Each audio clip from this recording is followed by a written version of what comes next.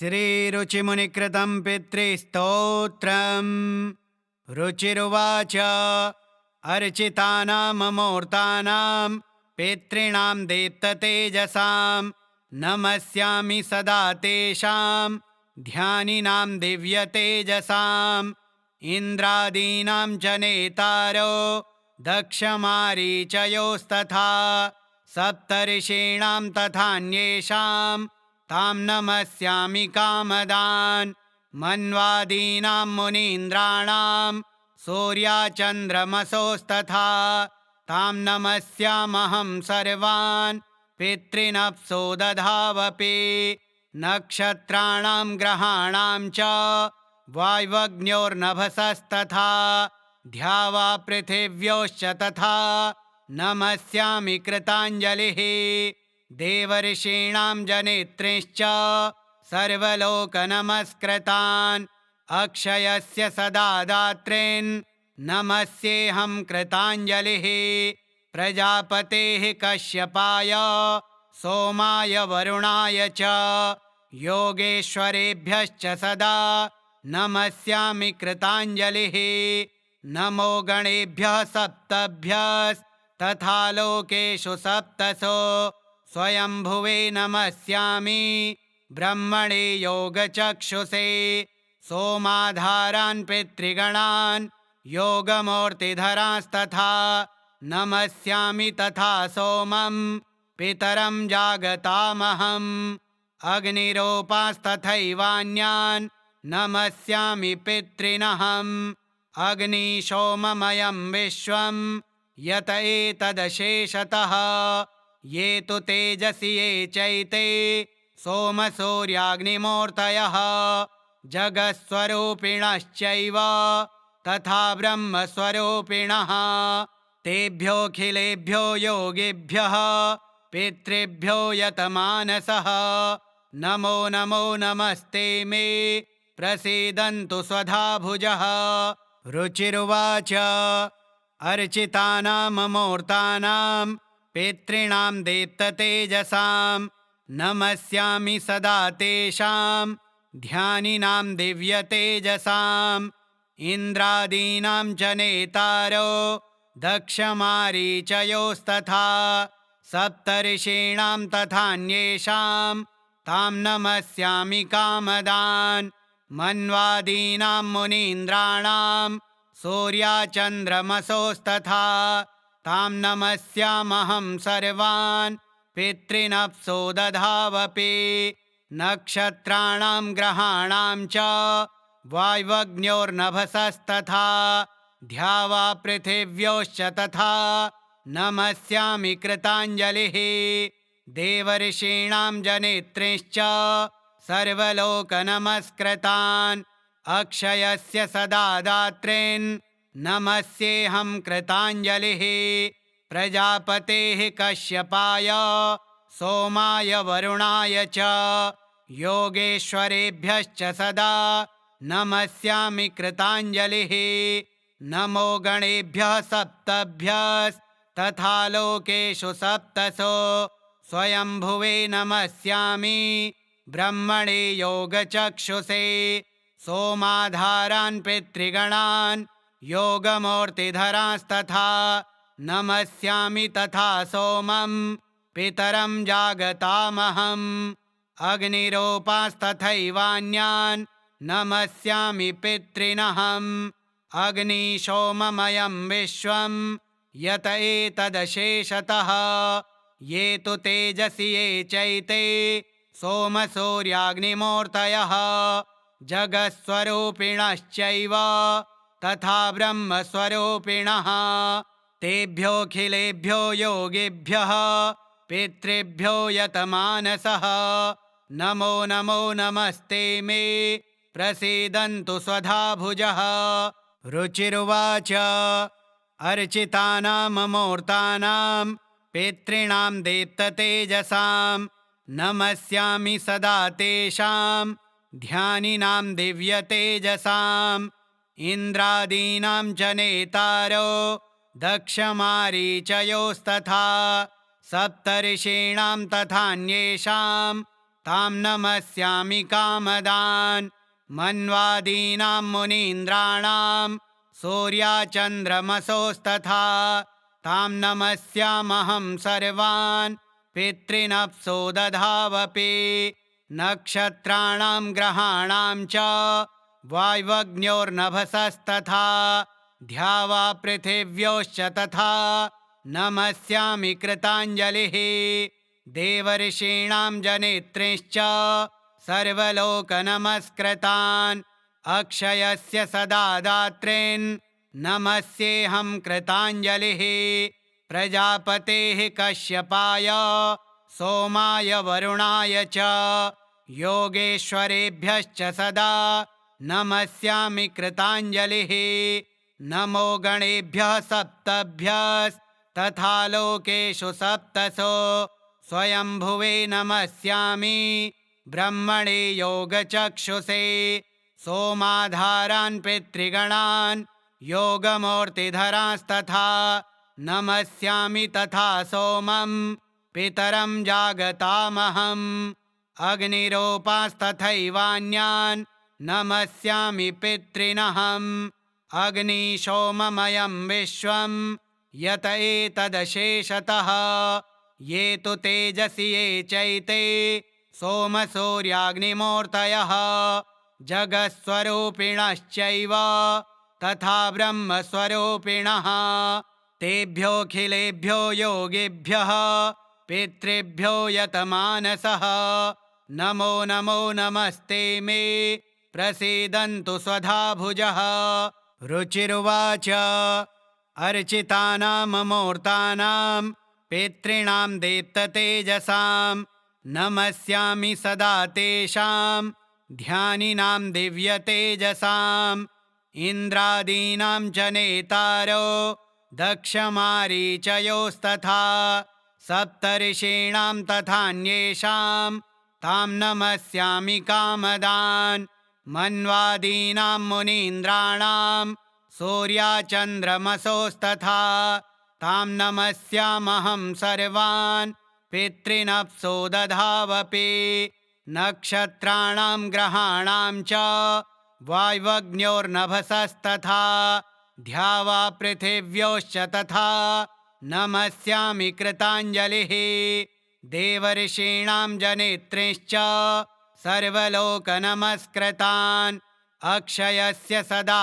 दात्रीन् नमस्येऽहं कृताञ्जलिः प्रजापतेः कश्यपाय सोमाय वरुणाय च योगेश्वरेभ्यश्च सदा नमस्यामि कृताञ्जलिः नमो गणेभ्यः सप्तभ्यस्तथा लोकेषु सप्तसो स्वयंभुवे नमस्यामि ब्रह्मणे योगचक्षुषे सोमाधारान् पितृगणान् योगमूर्तिधरांस्तथा नमस्यामि तथा सोमं पितरं जागतामहम् अग्निरूपास्तथैवान्यान् नमस्यामि पितॄनहम् अग्निशोममयं विश्वं यत एतदशेषतः ये तु तेजसि ये चैते सोमसूर्याग्निमूर्तयः जगत्स्वरूपिणश्चैव तथा ब्रह्मस्वरूपिणः तेभ्योऽखिलेभ्यो योगिभ्यः पितृभ्यो यतमानसः नमो नमो नमस्ते मे प्रसीदन्तु स्वधा भुजः।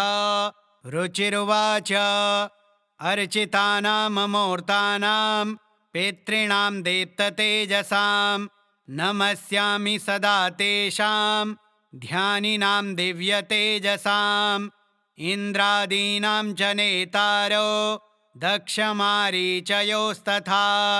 सप्तर्षीणां तथान्येषां तां नमस्यामि कामदान् मन्वादीनां मुनीन्द्राणां सूर्याचन्द्रमसोस्तथा तां नमस्यामहं सर्वान् पितॄनप्सो दधावपि नक्षत्राणां ग्रहाणां च वाय्वग्न्योर्नभसस्तथा द्यावा पृथिव्योश्च तथा नमस्यामि कृताञ्जलिः देवर्षीणां जनेत्रिंश्च सर्वलोकनमस्कृतान् अक्षयस्य सदा दात्रीन् नमस्येऽहं कृताञ्जलिः प्रजापतेः कश्यपाय सोमाय वरुणाय च योगेश्वरेभ्यश्च सदा नमस्यामि कृताञ्जलिः नमो गणेभ्यः सप्तभ्यस्तथा लोकेषु सप्तसो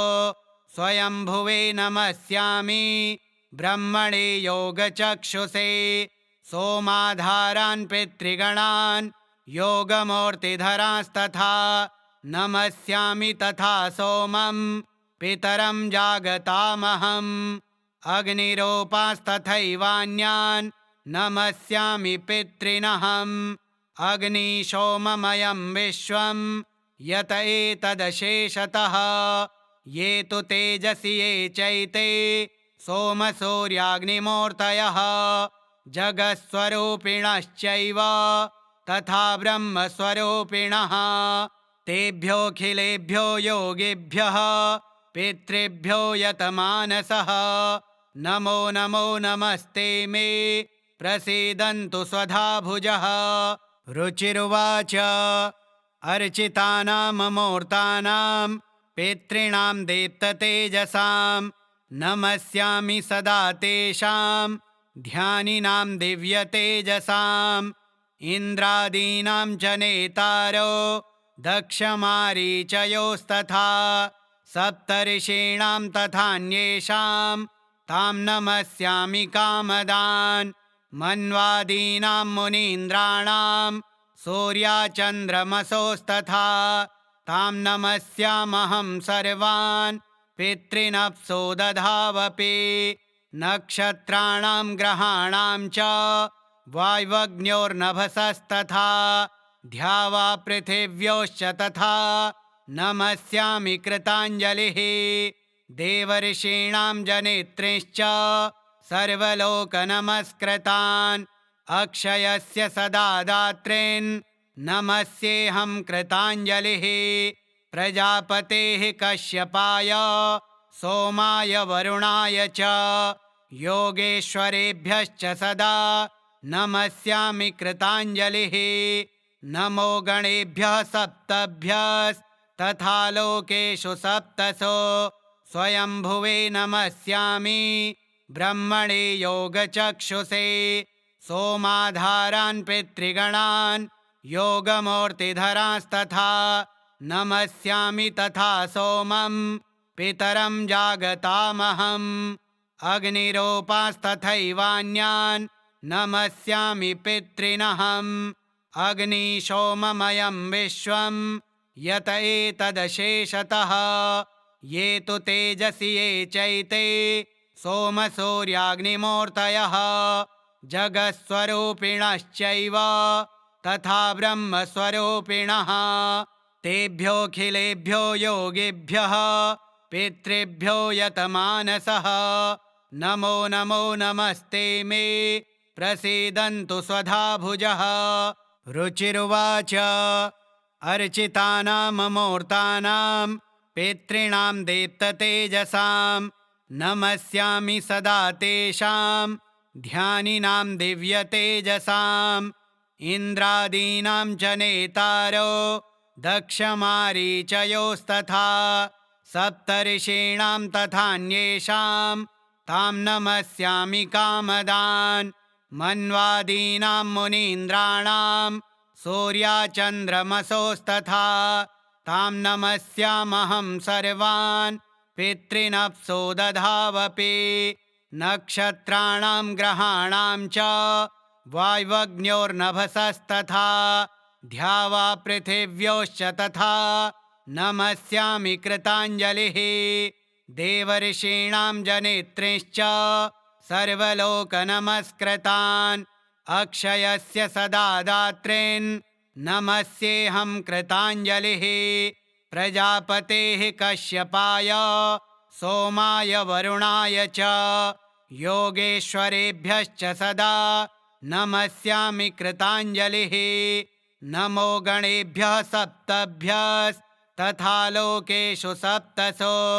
स्वयंभुवे नमस्यामि ब्रह्मणे योगचक्षुषे सोमाधारान् पितृगणान् योगमूर्तिधरांस्तथा नमस्यामि तथा सोमं पितरं जागतामहम् अग्निरूपास्तथैवान्यान् नमस्यामि पितॄनहम् अग्निशोममयं विश्वं यत एतदशेषतः ये तु तेजसि ये चैते सोमसूर्याग्निमूर्तयः जगत्स्वरूपिणश्चैव तथा ब्रह्मस्वरूपिणः तेभ्योऽखिलेभ्यो योगिभ्यः पितृभ्यो यतमानसः नमो नमो नमस्ते मे प्रसीदन्तु स्वधाभुजः। रुचिरुवाच अर्चितानां मूर्तानां पितॄणां दीप्ततेजसां नमस्यामि सदा तेषां ध्यानिनां दिव्यतेजसाम् इन्द्रादीनां च नेतारो दक्षमारीचयोस्तथा सप्तर्षीणां तथान्येषां तां नमस्यामि कामदान् मन्वादीनां मुनीन्द्राणां सूर्याचन्द्रमसोस्तथा तां नमस्यामहं सर्वान् पितॄनप्सु दधावपि नक्षत्राणां ग्रहाणां च वाय्वग्न्योर्नभसस्तथा द्यावा पृथिव्योश्च तथा नमस्यामि कृताञ्जलिः देवर्षीणां जनित्रीश्च सर्वलोकनमस्कृतान् अक्षयस्य सदा दात्रीन् नमस्येऽहं कृताञ्जलिः प्रजापतेः कश्यपाय सोमाय वरुणाय च योगेश्वरेभ्यश्च सदा नमस्यामि कृताञ्जलिः नमो गणेभ्यः सप्तभ्यस्तथा लोकेषु सप्तसो स्वयंभुवे नमस्यामि ब्रह्मणे योगचक्षुषे सोमाधारान् पितृगणान् योगमूर्तिधरांस्तथा नमस्यामि तथा सोमं पितरं जागतामहम् अग्निरूपास्तथैवान्यान् नमस्यामि पितॄनहम् अग्निशोममयं विश्वं यत एतदशेषतः ये तु तेजसि ये चैते सोमसूर्याग्निमूर्तयः जगत्स्वरूपिणश्चैव तथा ब्रह्मस्वरूपिणः तेभ्योऽखिलेभ्यो योगिभ्यः पितृभ्यो यतमानसः नमो नमो नमस्ते मे प्रसीदन्तु स्वधाभुजः।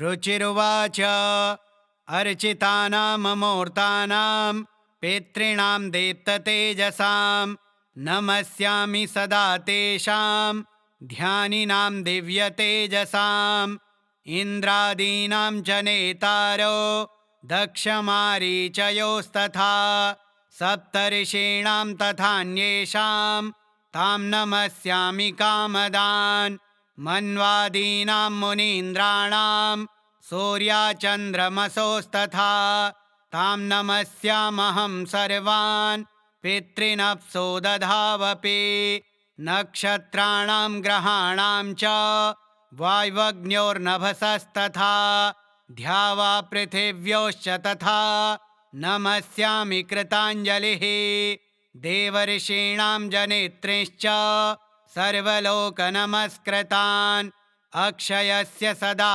दात्रीन् नमस्येऽहं कृताञ्जलिः प्रजापतेः कश्यपाय सोमाय वरुणाय च योगेश्वरेभ्यश्च सदा नमस्यामि कृताञ्जलिः नमो गणेभ्यः सप्तभ्यस्तथा लोकेषु सप्तसो स्वयंभुवे नमस्यामि ब्रह्मणे योगचक्षुषे सोमाधारान् पितृगणान् योगमूर्तिधरांस्तथा नमस्यामि तथा सोमं पितरं जागतामहम् अग्निरूपास्तथैवान्यान् नमस्यामि पितॄनहम् अग्निशोममयं विश्वं यत एतदशेषतः ये तु तेजसि ये चैते सोमसूर्याग्निमूर्तयः जगत्स्वरूपिणश्चैव तथा ब्रह्मस्वरूपिणः तेभ्योऽखिलेभ्यो योगिभ्यः पितृभ्यो यतमानसः नमो नमो नमस्ते मे प्रसीदन्तु स्वधाभुजः। रुचिरुवाच अर्चितानामूर्तानां पितॄणां दीप्ततेजसां नमस्यामि सदा तेषां ध्यानिनां दिव्यतेजसाम् इन्द्रादीनां च नेतारो दक्षमारीचयोस्तथा सप्तर्षीणां तथान्येषां तां नमस्यामि कामदान् मन्वादीनां मुनीन्द्राणां सूर्याचन्द्रमसोस्तथा तां नमस्यामहं सर्वान् पितॄनप्सो दधावपि नक्षत्राणां ग्रहाणां च वाय्वग्न्योर्नभसस्तथा द्यावा पृथिव्योश्च तथा नमस्यामि कृताञ्जलिः देवर्षीणां जनेत्रींश्च सर्वलोकनमस्कृतान् अक्षयस्य सदा दात्रीन् नमस्येऽहं कृताञ्जलिः प्रजापतेः कश्यपाय सोमाय वरुणाय च योगेश्वरेभ्यश्च सदा नमस्यामि कृताञ्जलिः नमो गणेभ्यः सप्तभ्यस्तथा लोकेषु सप्तसो स्वयंभुवे नमस्यामि ब्रह्मणे योगचक्षुषे सोमाधारान् पितृगणान् योगमूर्तिधरांस्तथा नमस्यामि तथा सोमं पितरं जागतामहम् अग्निरूपांस्तथैवान्यान् नमस्यामि पितॄनहम् अग्निशोममयं विश्वं यत एतदशेषतः ये तु तेजसि ये चैते सोमसूर्याग्निमूर्तयः जगत्स्वरूपिणश्चैव तथा ब्रह्मस्वरूपिणः तेभ्योऽखिलेभ्यो योगिभ्यः पितृभ्यो यतमानसः नमो नमो नमस्ते मे प्रसीदन्तु स्वधाभुजः।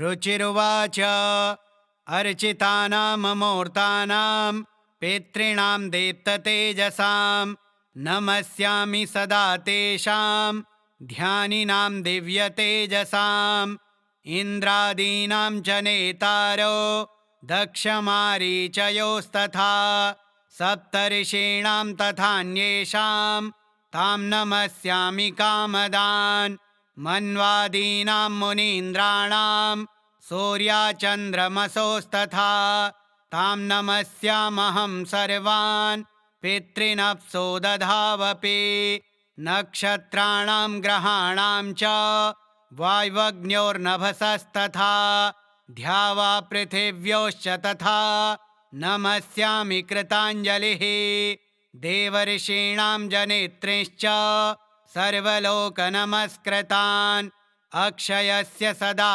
दात्रीन् नमस्येऽहं कृताञ्जलिः प्रजापतेः कश्यपाय सोमाय वरुणाय च योगेश्वरेभ्यश्च सदा नमस्यामि कृताञ्जलिः नमो गणेभ्यः सप्तभ्यस्तथा लोकेषु सप्तसो स्वयंभुवे नमस्यामि ब्रह्मणे योगचक्षुषे सोमाधारान् पितृगणान् योगमूर्तिधरांस्तथा नमस्यामि तथा सोमं पितरं जागतामहम् अग्निरूपांस्तथैवान्यान् नमस्यामि पितॄनहम् अग्निशोममयं विश्वं यत एतदशेषतः ये तु तेजसि ये चैते सोमसूर्याग्निमूर्तयः जगत्स्वरूपिणश्चैव तथा ब्रह्मस्वरूपिणः तेभ्योऽखिलेभ्यो योगिभ्यः पितृभ्यो यतमानसः नमो नमो नमस्ते मे प्रसीदन्तु स्वधाभुजः। श्रीरुचिमुनिकृतं पितृस्तोत्रम् श्रीपितृदेवार्पणमस्तु।